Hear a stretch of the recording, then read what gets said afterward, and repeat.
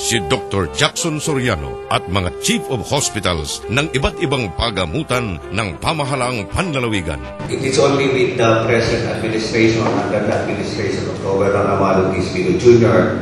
that nagkaroon po ng major rehabilitation, renovation, and improvement, not only to Pangasinan Provincial Hospital, but with all the 14 Tibol hospitals. Sinasabi nila nun sa amin, Umingan Medical Hospital.